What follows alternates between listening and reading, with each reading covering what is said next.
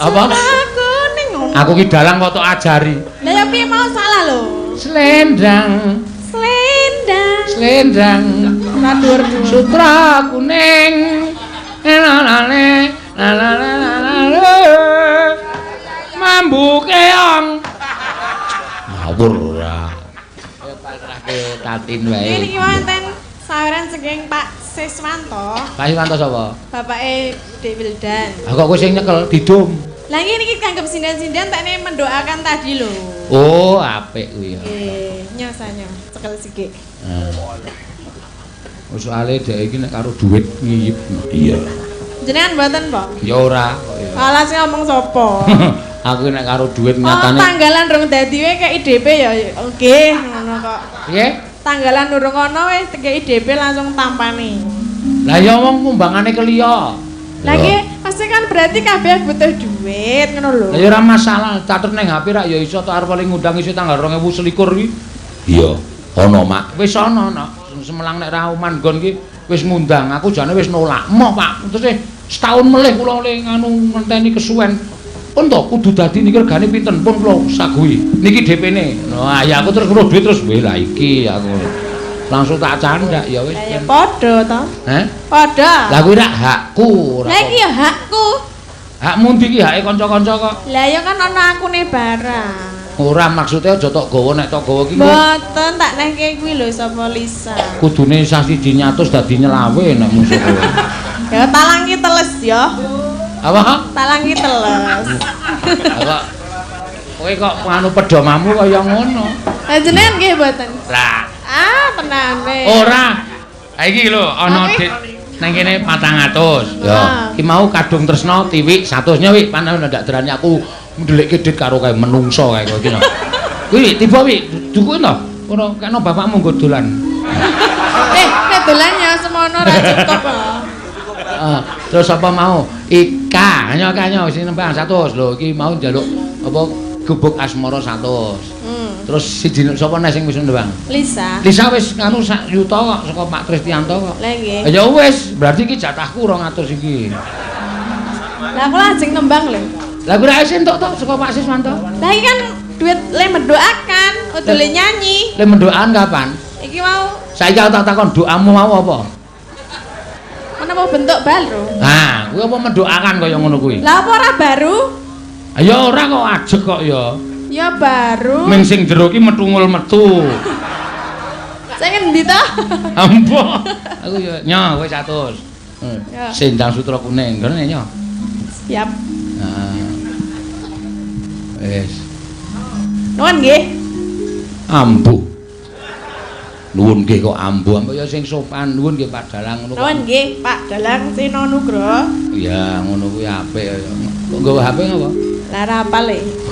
Rapal kok 100. Lah nek apal malah. Kita omongi ya ning prapatan kae kanggo iji-iji kapal banget 100 kiloe trimo. Lah iki nek apal ya 50.000 ya ora apa-apa. Tambahi maksude. Wis pas iki.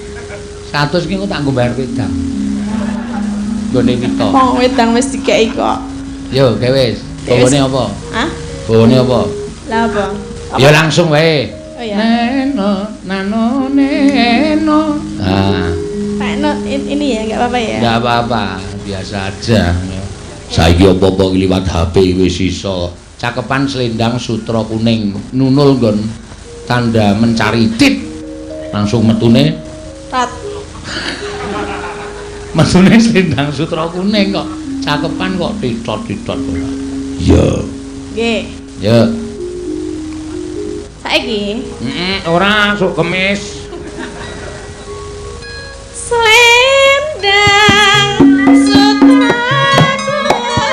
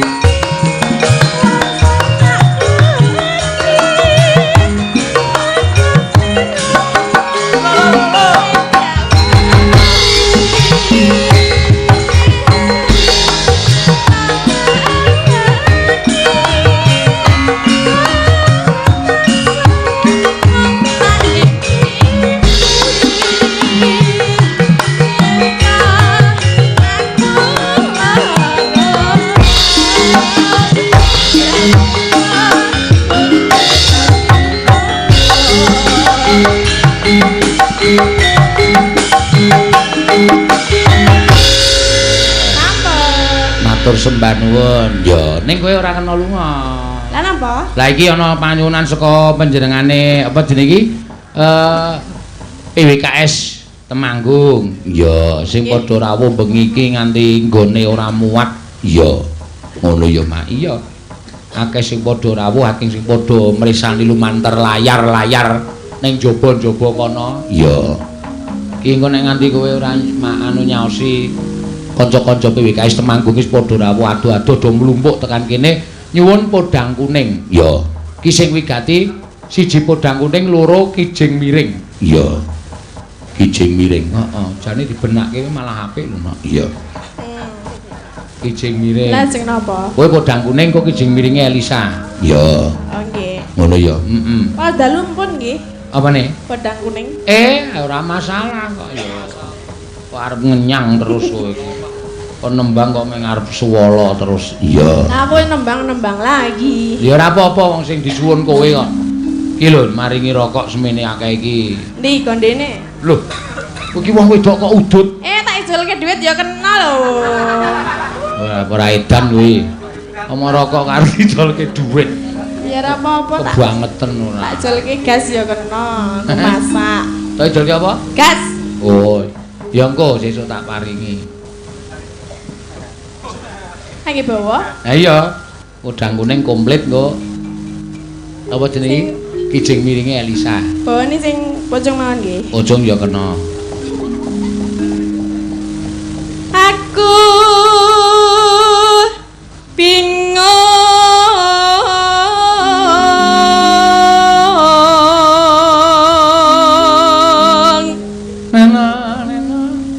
saben dina mikir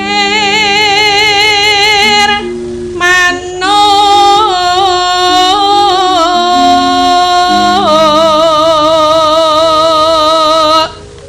Saben dina mikir manuk nengno wae wis ora usah dadak tok pikir. Manuk kok tok pikir banget. ya kok nek ra ngoceh ya piye? Hah? Nek ra ngoceh Wis ra nggre iso antuk-antuk wis apik. ya gak aku nek meng mantuk tok. Nganggo gedhek barang ya. Mikir manuk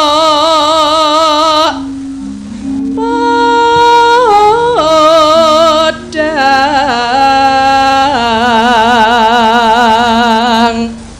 Neno-neno agawe gregeting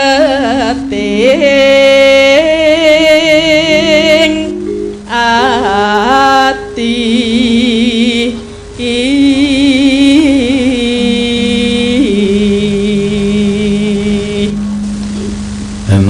neno Nora mendo son pikatku lute benda. Ya. Mangga. Yen liwat Esuk awan aku mesti liwat kono, maksudnya ngono. Iya coba. Tak cerdas ki iso minggo.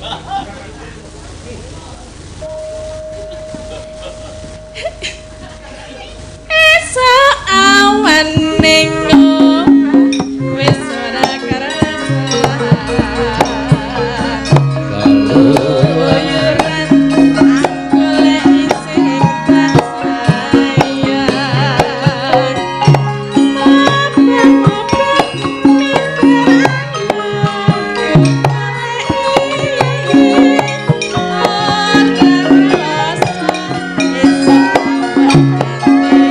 Thank you.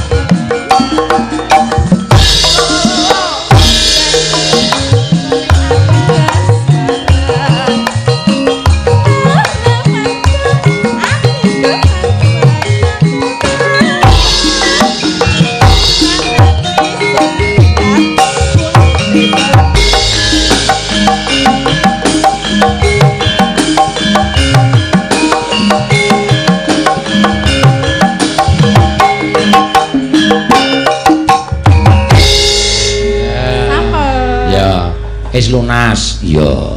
Kok lunas? Ah wis ngaturke apa jenenge mau? Slendrang sutra kuning karo Nggih, jenengan tese utang. apa? Rokok. Langsung bae, langsung dibukani saka Bonang. Lumaro jejil geger sekutha.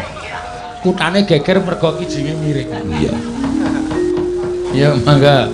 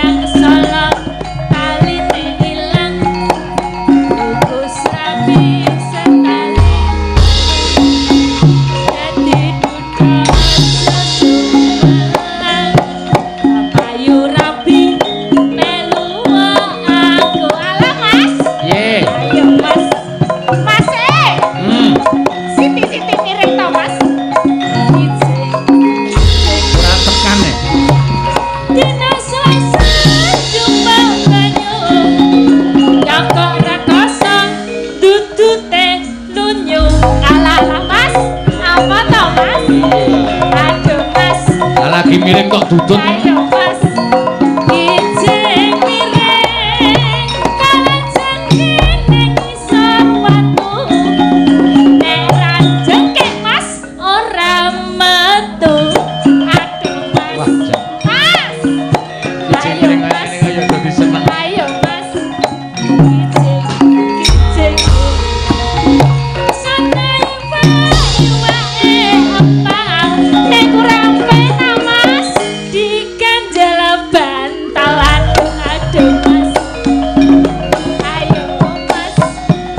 Ayo Mas. Kijing.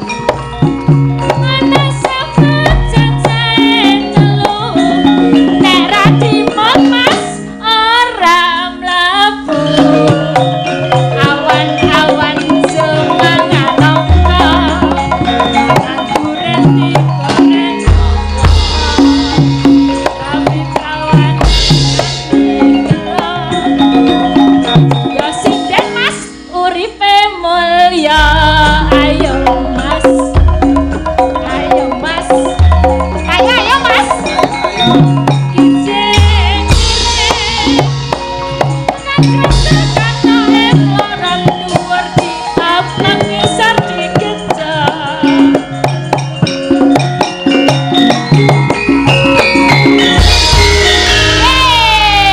Aku ngerti tembange kaya ngene iki moh aku sa. Kau mang apa to, Pak? Parikan iki mau piye mau? Lho pancen parikan kaya ngono modele. Lah iya kan ya ora apik to parikan kuwi. Kok rapi pripi? Kuwi mau parikmu piye sing pertama mau? Iki ana semut cacahe telu. Nek ra dimot ra iso mlebu. Kuwi apa kuwi? Ayo kuwi kaya ngono kok. Kuwi iki bola. Benang lho. Heeh. Kene arep dilebokke ning dom. Dom kok dom. Ya, jarum. Jarum. Kuwi kudu dimot sithik. Oh. Nek ra dimot angel mlebune.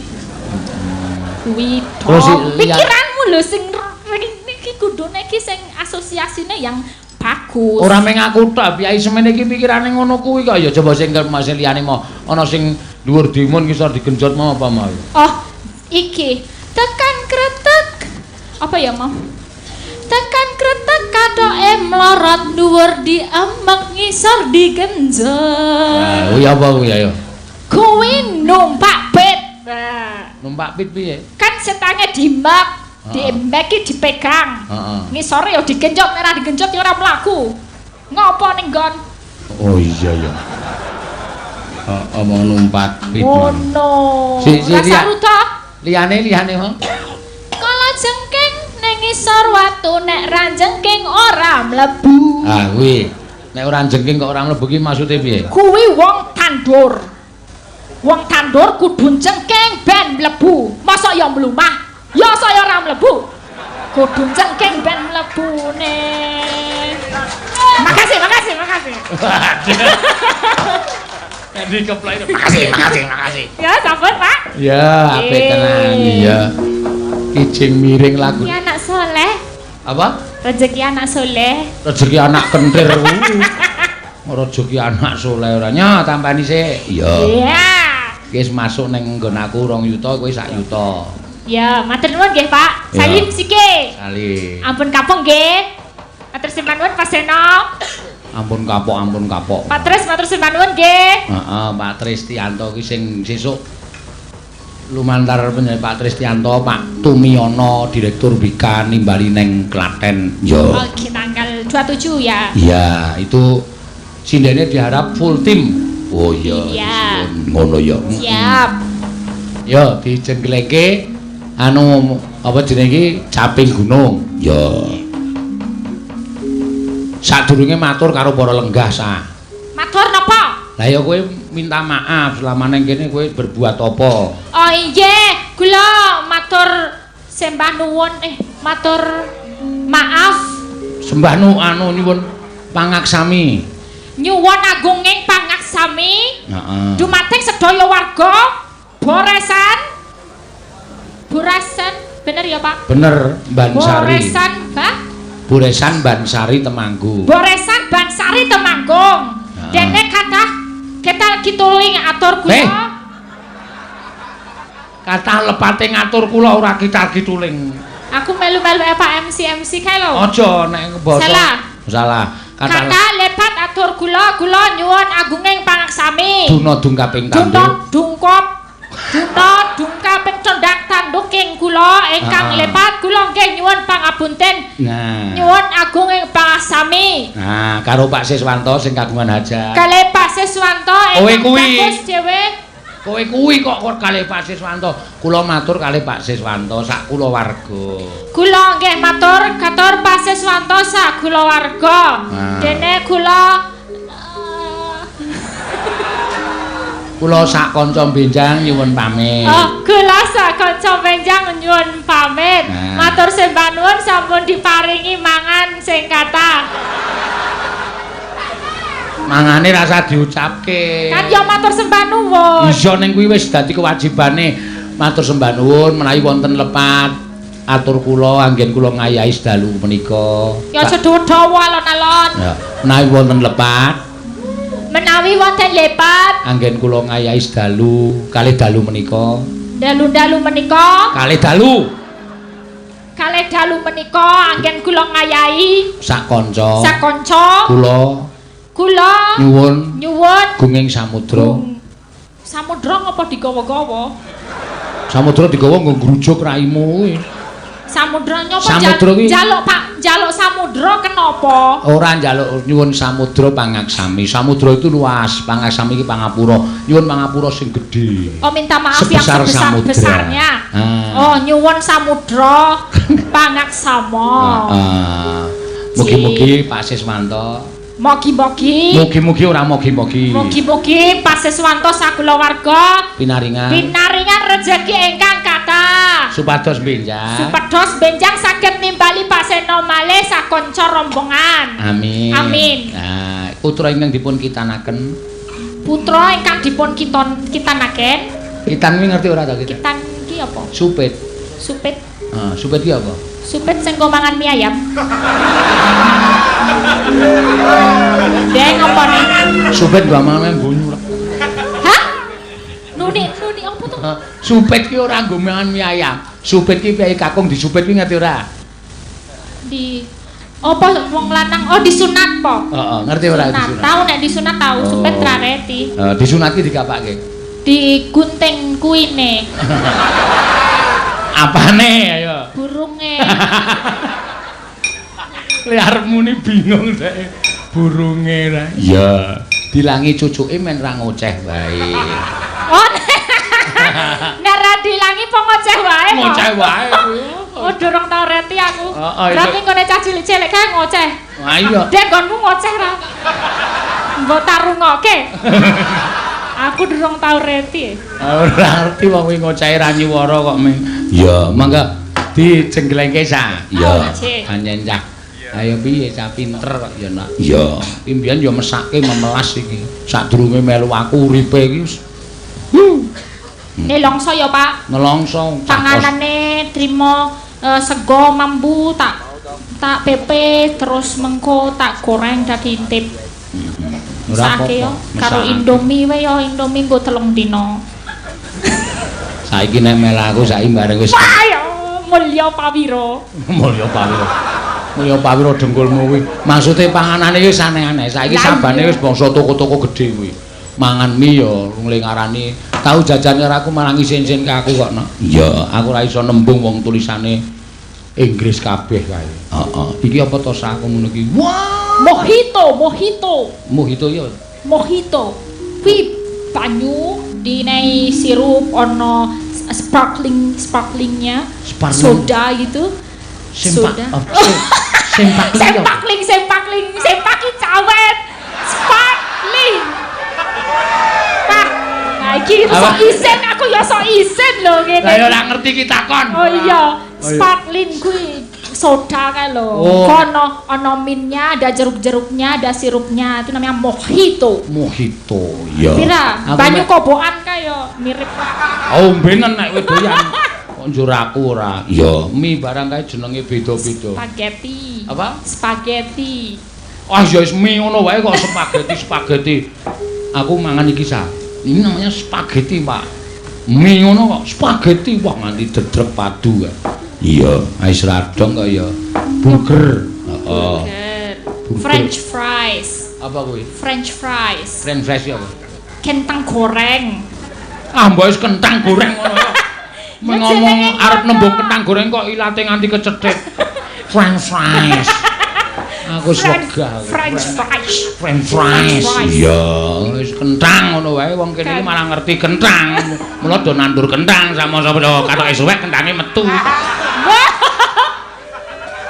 Kok kabeh do duwe kentang dhewe-dhewe. Aku jane dagelan iki rung tanggap lho, maksude piye iki ada duneke ada guyu ya. Iya. Maksude metu mlayu padha barengan nandur kentang sak mong-mong katoke suwek kentange metu. Lah kuwi aku rung dong. Iya. Nggo endi ngono lho, Nak? Iya wis ben mengke wae. Ora usah digagas. Kene saiki ya padha nandur kentang. Kentang Lombok barang. Oh iya. Lombok. Mau nek ora tak elekke, wis arep kurang ajar to kowe. Lah kowe tuku gorengan tahu tempe kok diplastiki terus ning nggon kebon Lombok. Arep ngopo, Sa? Loh, kan metheknya Lombok tinggal di sini, Pak. Mangannya ning kebon Lombok, Lomboke kari methek. Lah iso diajar wong kene kowe. Kan fresh, seger langsung dipetik dari pohonnya. Ah, ning ora entuk kuwi Lombok iki dadi pangupa jiwa piyai kene kok tok pedhiki. Tiwas aku mah golek tas kresek e. Arep panen. Arep panen Lombok kowe. Ya lumayan lho iso nggo gawe Indomie seminggu. Ha tak alok maling tenan. Iya. Ayo. Nenune saben bengi nyawa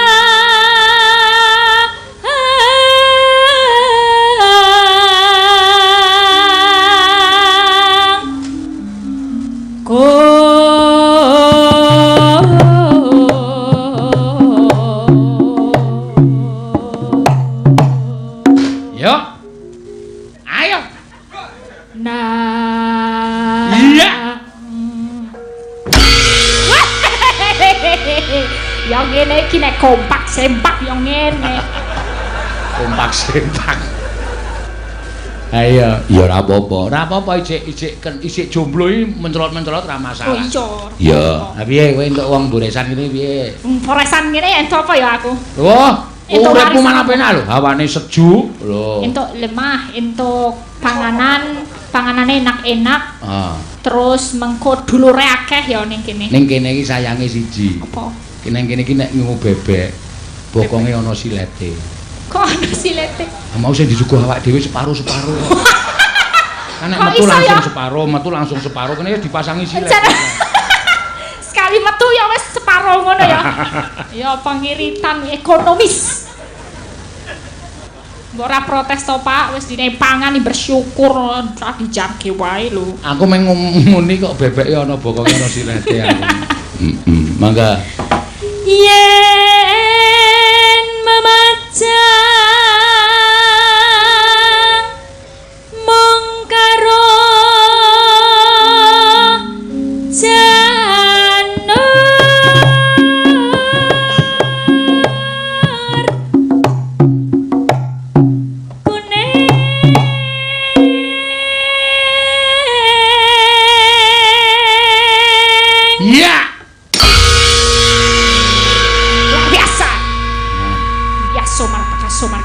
Iya. Apa? Hah? Ora ngerti aku ya ngomong apa ya mau. Aku ora ngerti aku ngomong apa, Pak. Mbok sesuk-esuk priksa sa. Mau nek kentir barang kowe. Ya, ya. Ora apa-apa ya. Ora ono apa-apa so. Iya. Kembang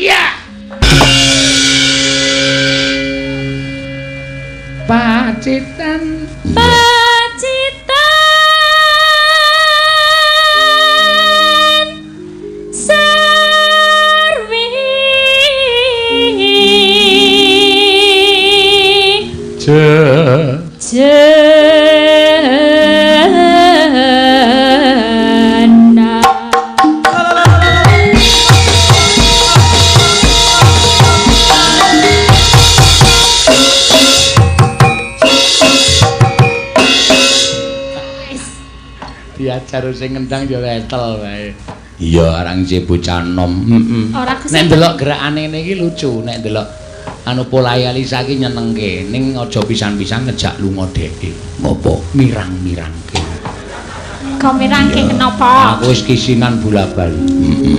Ku nek tak jak ning luar Jawa ngono nyambut gawe ngono nek teko ndono ora rong dina sadurunge iso jalan-jalan. Iya.